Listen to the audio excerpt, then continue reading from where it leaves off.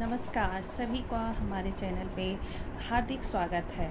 आज की इस विशेष वीडियो में हम जानेंगे अधिमास क्या होता है, अधिमास को मलमास क्यों कहा जाता है, इस महीने में कौन कौन से कार्य किए जाते हैं और कौन कौन से नियम रखे जाते हैं और कौन से कार्य वर्जित है। अधिमास में भगवान विष्णु की पूजा और व्रत की विधि क्या है। अगर आप भी अधिमास में पुण्य प्राप्त करना चाहते हैं, घर में सुख समृद्धि चाहते हैं, तो इस वीडियो को अंत तक अवश्य देखें। वीडियो शुरू करने से पहले भगवान श्री हरि विष्णु का नाम लेकर के कमेंट में जय श्री हरि विष्णु जरूर लिखें और वीडियो में पूरा लास्ट तक आप लोग ज़रूर बने रहें, क्योंकि वीडियो के लास्ट में मैं एक ऐसा उपाय बताऊंगी जो आपके जीवन को सुख समृद्धि से भर देगा। तो चलिए आगे जानते हैं कि अधिमास क्या है। देखिए, सनातन धर्म में अधिमास का बहुत बड़ा महत्व बताया गया है। अधिमास जो कि साल में 3 साल पे एक बार आता है। इसी अधिमास ये अधिमास का में हिरण्यकश्यप का वध हुआ था, क्योंकि हिरण्यकश्यप को वरदान था, न वो 12 साल के 12 महीने में कभी नहीं मरे। उसने वरदान लिया था, वो सुबह मरे, न वो सुबह मरे, न दिन में मरे, न रात में मरे, न जल में मरे, न पाताल में, न आकाश में, न भूमि पे। तो इसी के वजह से अधिमास का मतलब साल में 1 महीना और एक्स्ट्रा बढ़ा दिया गया, मतलब 12 महीने में 13 महीना कर दिया गया। इसी को हम लोग अधिमास कहा जाता है। और हिरण्यकश्यप का वध इसीलिए न सुबह हुआ, न दोपहर में, न रात में। वो वध उनका हुआ था, नरसिंह भगवान ने उनका वध गोधली बेला में किया था। न घर के अंदर हुआ, न घर के बाहर, घर के चौखट पे हुआ। ठीक है, तो चलिए इसीलिए इस मास को हम लोग अधिमास कहते हैं। आगे चलिए जानते हैं कि इस महीने को पुरुषोत्तम मास क्यों कहा गया है। तो देखिए, इस महीने को इसीलिए पुरुषोत्तम मास कहा गया है कि भगवान विष्णु ने इस महीने को अपना नाम दिया, इस महीने को अपना नाम दिया। ठीक है, तो चलिए आगे जानते हैं कि कहा जाता है कि जो व्यक्ति अधिमास में पूजा, जप, तप, दान और भक्ति करता है, उसे कई गुना अधिक फल मिलता है। अधिमास में व्यक्ति को अपने जीवन में सात्विकता और भक्ति बढ़ानी चाहिए। प्रतिदिन सुबह जल्दी उठें, ब्रह्म मुहूर्त में स्नान करें, तुलसी की पूजा करें, जल चढ़ाएं और स्नान करके भगवान विष्णु की पूजा जरूर करें। ओम नमो भगवते वासुदेवाय, इस मंत्र का 108 बार जप करें। गरीबों को दान दें, गाय को रोटी खिलाएं, ब्राह्मण और ज़रूरतमंद जो गरीब लोग हैं उनकी सहायता करें। अधिमास में किया गया दान, एक दीपक का दान और एक मंत्र का जाप, एक समय का भोजन अत्यंत फलदायी माना गया है। इस महीने जो है एक ही समय आप भोजन करें, अगर आप में सामर्थ्य हो सात्विक भोजन करें बिना लहसुन प्याज वाले।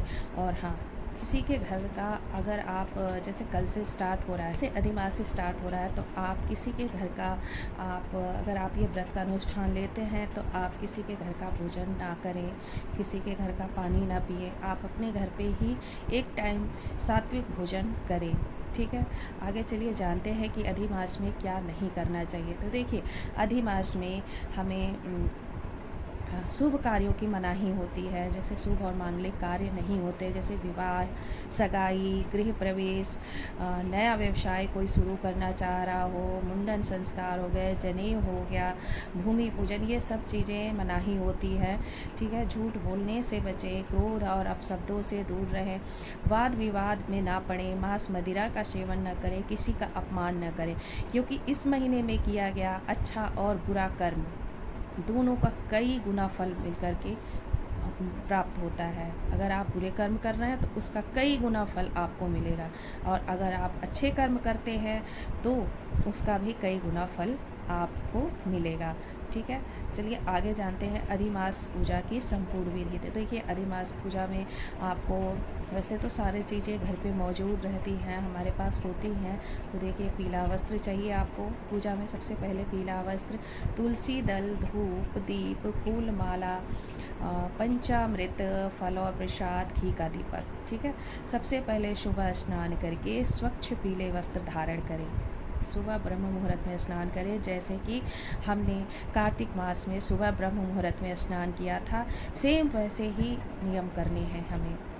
ठीक है, जैसे सुबह हम ब्रह्म मुहूर्त में कार्तिक मास में स्नान कर रहे थे आंवला तिल और गंगा जल डाल करके, सेम वैसे ही इसमें भी स्नान किया जाएगा।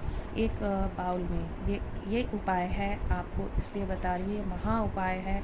आप लोग एक डिब्बे में, एक पात्र में बना करके अपने बाथरूम में रख लीजिएगा आंवला तिल, और आंवले को कूट के रख लीजिएगा, काला तिल हो गया, और उसमें गंगा जल मिला के रोज़ सुबह ब्रह्म मुहूर्त में जब भी नहाएं उसको लगा करके आप नहाएं। ठीक है, और इसके बाद नहा करके आप लोग भगवान विष्णु की पूजा करें, पीला कपड़ा बिछा करके चंदन धूप दीप बत्ती घी का दीपक जलाएं, और आप फिर आसन लगा करके विष्णु सहस्त्र नाम, विष्णु चालीसा, गीता का पाठ, और अधिक मास की किताब आती है, एक धार्मिक पुस्तक है, उसको आप लोग पढ़ सकते हैं, बहुत पुण्यदायी होता है। और एक ओम नमो भगवते वासुदेवाय, ओम नमो भगवते वासुदेवाय, इस मंत्र का 108 बार आप लोग जप करें। विष्णु सहस्त्र नाम का पाठ भी कर सकते हैं, जो आपको जितना समय हो, सुबह नहीं कर पा रहे हो आप, कोई बात नहीं, दोपहर में, शाम में, जब आपको टाइम लगे आप लोग कर लें। गीता का पाठ ज़रूर करें, गीता का नहीं तो अधिक मास का, जो आपको सही लगे, जब आपको टाइम मिले तो ज़रूर करें। आप लोग तुलसी जी के पास 33 दिए ज़रूर जलाइए, दान भी 33 किए जाते हैं, वो आप दान एक दिन में करिए या डेली करिए, जैसी आपकी सामर्थ्य हो। ठीक है, और उसके बाद आप लोग आरती करें, ओम जय जगदीश हरे, और पूरे परिवार की सुख समृद्धि की प्रार्थना करें पुराणों के अनुसार। चलिए अब कहानी सुनाती हूँ, छोटी सी शॉर्टकट में अधिक मास की कैसी कथा है, तो ये सुनते हैं। पुराने समय पुराणों के अनुसार एक समय सभी महीने अधिमास का अपमान कर रहे थे। जैसे आपको मैं बता दूँ कि जैसे हम इंसान ही हैं, तो इंसान से इंसान को नफ़रत हो जाती है, कोई किसी से चिढ़ता है, कोई किसी से जलता है, वैसे ही महीनों में भी था।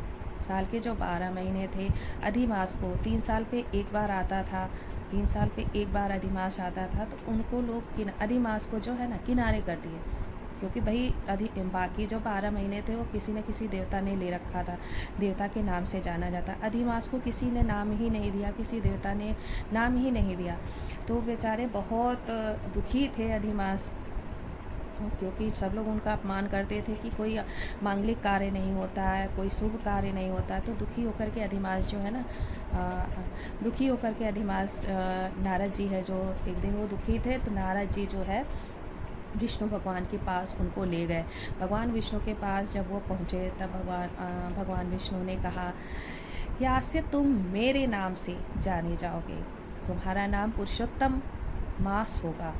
जो भी व्यक्ति इस महीने में मेरी उपासना करेगा, भक्ति करेगा, पूजा करेगा, जप तप करेगा, उससे विशेष पुण्य प्राप्त होगा। तभी से अधिमास को भगवान विष्णु का प्रिय महीना, पुरुषोत्तम महीना के नाम से जाना जाता है। तो भगवान विष्णु ने उन्हें अपने शरण में ले लिया। ठीक है, तो ये थी छोटी सी कथा। तो कल से व्रत शुरू हो रहे हैं, आप लोग ज़रूर करिएगा।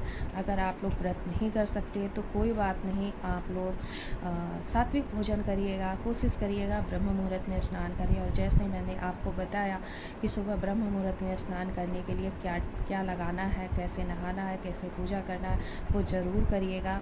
और यह थी अधिमास और मलमास पुरुषोत्तम मास की संपूर्ण जानकारी और पूजा विधि। अगर आपको यह वीडियो पसंद आई है तो वीडियो को लाइक करें और हमारे चैनल को सब्सक्राइब करें। कमेंट में पुरुषोत्तम भगवान की जय, जय श्री हरि विष्णु ज़रूर लिखें। आप सभी पर भगवान विष्णु की असीम कृपा बनी रहे। जय श्री हरि विष्णु, धन्यवाद।